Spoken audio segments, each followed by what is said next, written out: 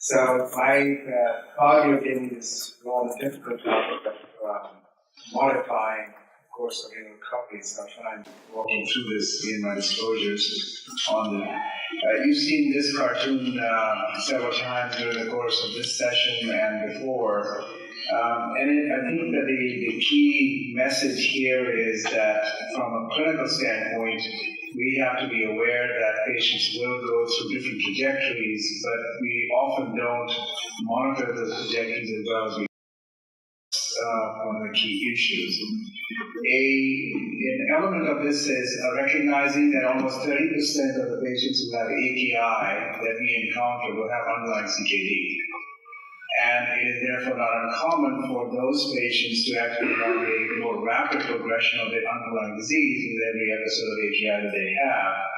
And we have several models which reflect this. These are both based upon clinical criteria and also from just estimates that you could have a stepwise progression. And this model is suggesting is essentially repetitive injury is a major issue. And the longer the patient stays in the hospital, the more likely they are to have more repetitive injuries from multiple things. But I think what's sobering is this data from the USRDS, which is the US system of tracking patients with end-stage disease. They have a population also tracking what happens to patients with AKI who come in with end-stage disease. What actually occurs is about 3% with end-stage disease, 13% die. Of those who go home, you have only about a third of them see a nephrologist within a year, recurrent AKI, hospitalization, and death. And similarly, those who go to a skilled nursing facility or a rehab place, their outcomes are also quite different. What you see here is death, so significant risk even on 1 year after. So this then brings into the concept is, okay, if you were to just look at patients in the ICU, and Mehta and her group looked at the SONID panic database, which was a large study looking at patients with nutritional support. And when she looked at almost 4,000 patients here, about 29% had AKI. And when you look at the staging of AKI, it's demonstrated here. But what's more interesting is that if you were to do a 0.3 or a 50% change in MAPS or relative change, stage 2, stage 3, and those requiring RRT, you can see progressively there are quite differences in terms of complete and partial renal recovery which occurs in these patients itself. So with that in background, we had an AKI meeting on this in Charlottesville, Virginia a couple of years ago, and the 5 questions that had emerged are these ones here. I'm simply going to cover this one in blue, which is essentially, can you define those patients who are likely to not recover, and what are the factors that you could identify clinically, and then basically address those as you go along. And I think the one way to think about this is there are certain patient characteristics that you can understand, and these are related to these, and I'll just show you some of these as in essence. We know that age is a factor, and this is evidenced by multiple different studies. This particular 233,000 patients who are Medicare beneficiaries, and when we look at those patients, this is an administrative database, so this is how things are coded in the hospital setting, and AKI-P is primary diagnosis and AKI-S is secondary diagnosis, and you can see here the hazard ratios of developing downstream end-stage renal disease, and elderly individuals had a much higher risk of developing chronic after an episode of AKI in these patients. Jason Jones data, which Ronaldo showed you briefly before, again demonstrated you can't really tell at baseline who is going to go forward with and have end-stage renal disease or chronic kidney disease based upon this. Here, the red triangles of those with AKI, you do see that there is some factor there. They have more cerebrovascular disease, they have more peripheral disease, pulmonary disease as contributing factors, and they have in some underlying comorbidities, but we do not really have a scoring system up front which says this person is likely to be predicted to have more kidneys based on simple comorbidities. Although within particular comorbidities, the progression is somewhat different. What we do know, though, is that if you have underlying chronic kidney disease, and this is a very nice study looking at the distributions are greater than 60, and at each of these. One of the most important factors which emerges is proteinuria. So if you can demonstrate proteinuria, and you have this with gradation of normal to heavy, you have a marked increase with respect to NCD or creatinine within each construct. So the presence of CKD and proteinuria therefore becomes a marker for prediction overall. And this element of the GFR is also amplified further. So if you have underlying chronic kidney disease and your GFRs are low, chances are you will have a higher risk for mortality, but you will also have a higher risk of end-stage renal disease, as evidenced here. So you can see these are the patients who have GFRs of less than 15, have an episode of AKI, they are much more likely to get to end-stage renal disease in that situation.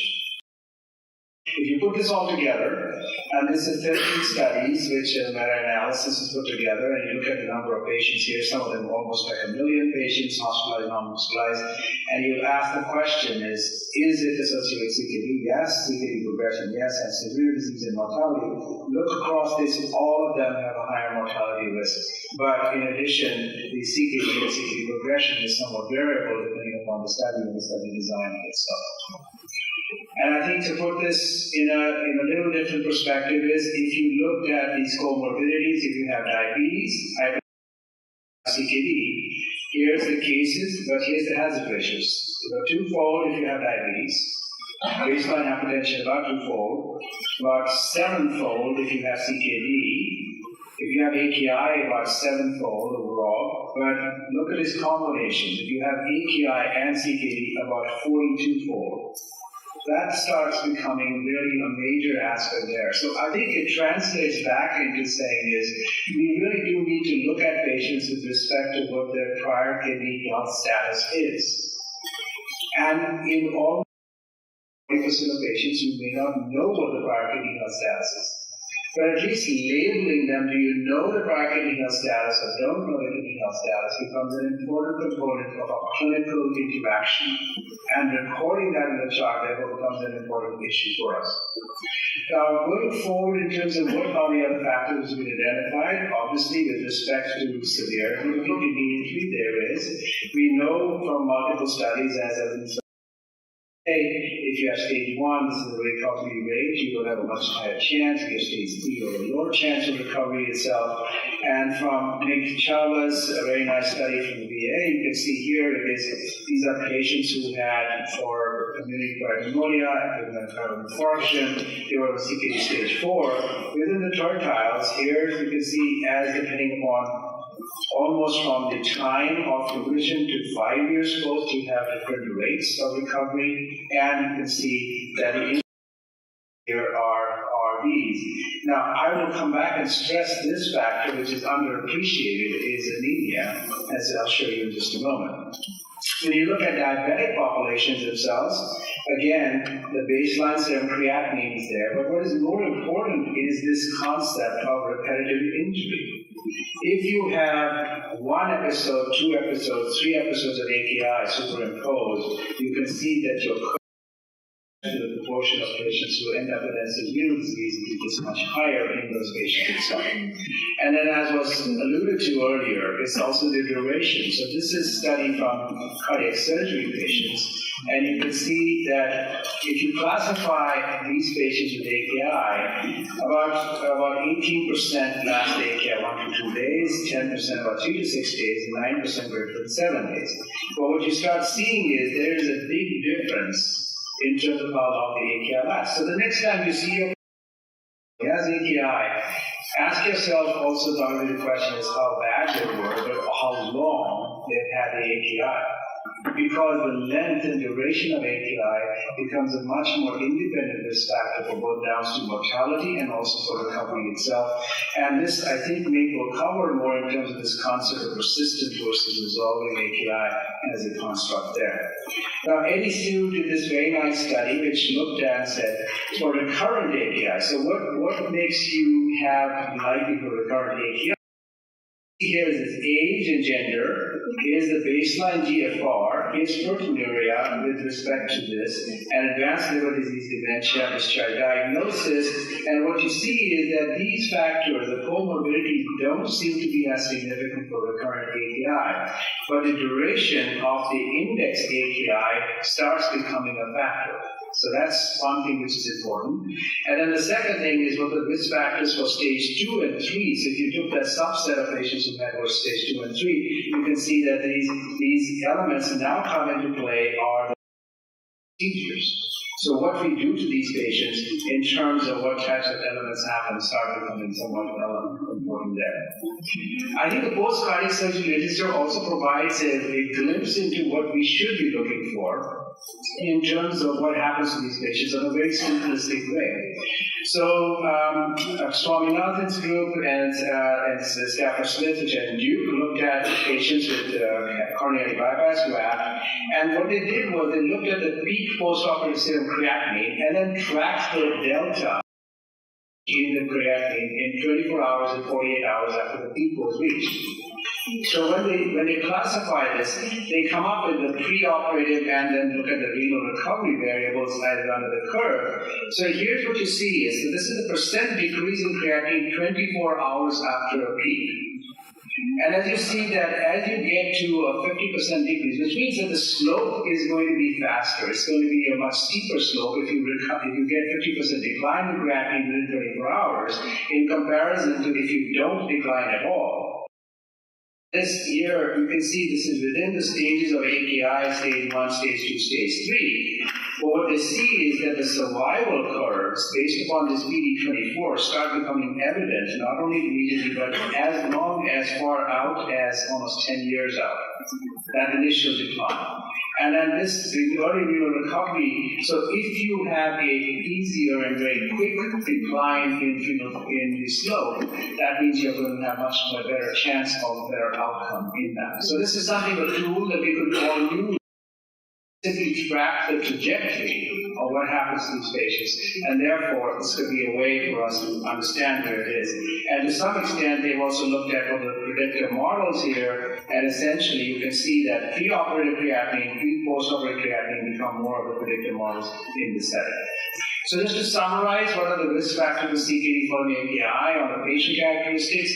We've got AKI severity, coupled with repetitive duration and the need for RRT, demographic increasing age, the causes of AKI to some extent, and some of these elements of biomarkers, but more importantly, the specific episodes of duration stand out. What would be modifiable risk factors? I mean, some of these things here you can't do much about other than just understand the limitations. So what could you modify? And to that extent, we've been looking at this question of anemia, because if you think about it, saying that anemia is a risk factor for developing AKI. So we looked at our data set and different data sets. This happens to be the Picard set, which is a prospective study. And we included these patients who had serum creatinine more than 3 for 3 days before. And we looked at dialysis independence and also recovery of within 20% of where they come in from. Now, the Picard cohort, by definition, were those who had fairly severe, and what we have been classified now as at least a stage 2 AKI, but Picard was done before the AKI.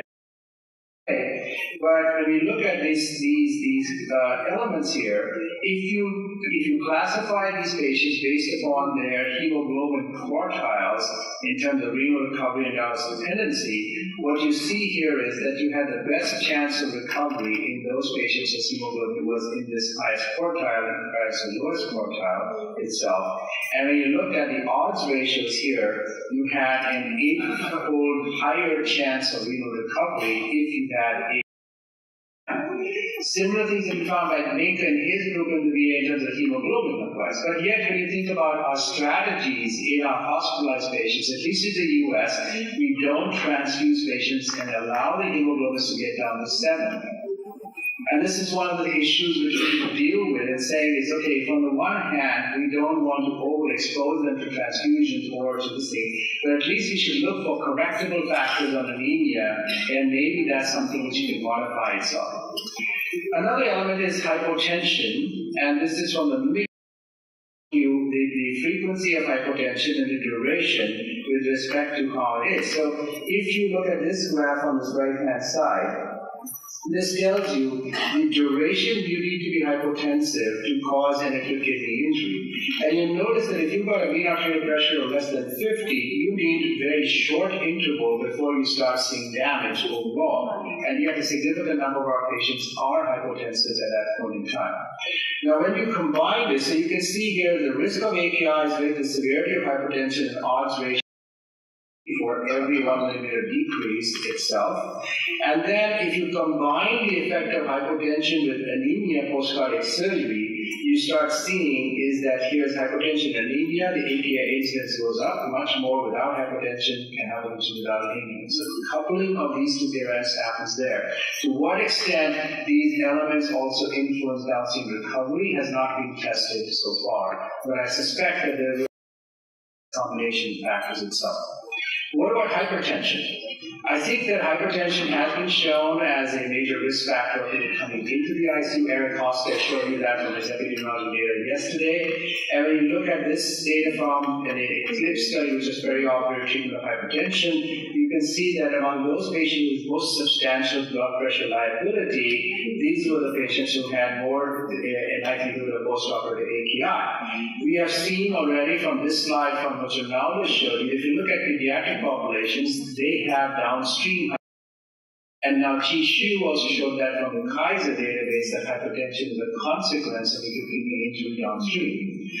And what we realize, and this is from the USRDS database, is that the requirement of antihypertensives and diuretic therapy as a reflection of the likelihood of hypertension being needed increases considerably after an episode of AKI. So when we think about recovery, we have not always thought about the consequences downstream of it, and this becomes therefore an issue that we need to be focusing on overall. Finally, what about, because I think these are some of the things which are under our control and we need to think about it. Now, obviously, fluid balance this is from the Finaki study looking at the 90-day mortality risks of fluid accumulation. Several studies have shown this in terms of mortality risk. What about this with respect to recovery? So Michael Young from Michigan looked at this as an aspect. And so if you have a fluid overload, it's the percent of patients. So those who are non-recovered more likely to be fluid overloaded. And if you have more than 10%, the cutoff that we utilize for mortality risk, you have higher level of non-recovery, and those patients here and the comorbidities are there. So we know also that dialysis requirement increases the risk, and this has been shown by multiple people. This is sort of no dialysis requirement versus patient death and dialysis free. You see that in the follow-up times along the 6 years. This is from Chi Shu's data set. And when you look at this from the Renault study follow-up published there, you have both independent RT dependency, but I think what was most intriguing in this study was the development of proteinuria and the persistent proteinuria after these episodes of replacement therapy, with the prevalence was almost 42%. So we need to be thinking about not only the effects of what we do to these patients, but also downstream events. Now, amongst them is this construct of what do we expose our patients to. Now, obviously, some of the drugs are required. The toxic agents, contrast agents, all of those procedures lend themselves to an inordinate additional risk there. But this is a very interesting study which has been published from a trial group, which is from Chirag Parik's group, where they've been looking at patients who are on post-cardiac surgery. And what you see is they classified those patients who had been no preoperative ACE inhibitors, in which it was held versus continued prior to the surgery and subsequently, and looked at. And what they found was that there was an increase in creatinine as evidenced by a 0.3 change in those patients in whom ACE inhibitors were continued. And this was the change in creatinine, which is not the overall. However, the adjusted relative risk was about 1.24 overall. But when they had simultaneously measured the biomarker profiles on this is the PKNGAL, KIM1, B518, there were no differences. Going back to the construct that John and Cardi were proposing earlier on, that damage versus functional marker dual classifications can help you define what is a functional change only versus not. But one of the things that one might want to think about is obviously holding ACE and ARB inhibitors during the course of an AKI till they have improved overall. And as you can see here is, again, hypertension, hypofiltration, microalbuminuria come into play. So one of the conflicting proteinuria, ideally an ACE-ARB might be helpful, but on the other hand, using ACE-ARB might give you a higher chance of non-recovery. So we have to balance this out, and at what point you reinstitute these medications is an open question that we don't have an answer for as yet. I think another element that we don't find very easily is the process of chemical nephrology involvement. And we look at the Picard data, and we ask the question is what happens when a nephrologist is involved in terms of what this is AKI without prior CKD. And what we found was that the mortality risk for patients with CKD was lower than the mortality risk for patients with de novo AKI. And you would question the fact that because if on one side we say CKD patients have a higher mortality risk than the general population, then why should that be mitigated? And what we found to some extent was it was because if you come in with a diagnosis of CKD, it's more likely that you have an earlier intervention or more guidance in terms of what happens to you, as evidenced by the fact that the timing of be earlier. Now, does that matter in terms of nephrology involvement? Now, several studies have started showing this. This was a large study looking at patients in almost 116,000 patients, and they looked at those patients who had no referral for AKI, or had referral but early within 5 days, or after 5 days. Okay, and when you look at this aspect of here's sort of the recovery characteristics of these patients, and you can see the mean time to referral is quite different across these, never referred. And you can see that those patients who have no referral, this is complete recovery, partial recovery, and no recovery. Those patients who had no nephrology consultation had the lowest chance of recovery. It would imply that you should call a nephrologist all the time. I'm not sure that that's necessarily over the right case, but certainly there is some signal here that dedicated involvement of somebody looking at renal function and correlating with that becomes an important aspect. And we know from other studies which is that there is a difference in terms of cumulative risk of mortality if a nephrologist is involved overall with hazard ratios which are shown here. Mink in his studies have proposed that obviously when who should be referred, this is likely stage 4 after AKI, and notice that those patients who require dialysis need to be referred and should be followed up. Obviously, if you're providing the dialysis and you're not a nephrologist, then you should follow them afterwards to make sure that they are okay. And most of the time, what is interesting is this is USR. Notice here is albuminuria, proteinuria being checked.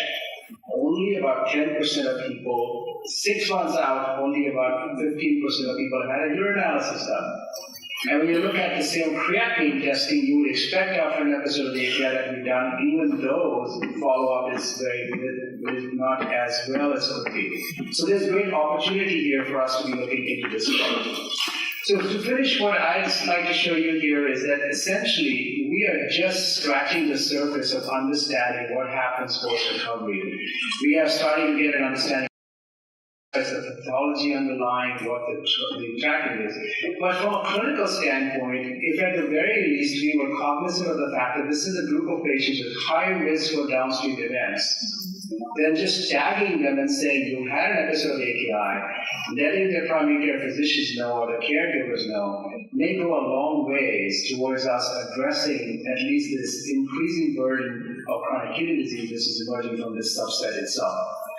I think there's several areas of research which need to be addressed, as I've shown here, and this center came out from that AKI, now published in Jason.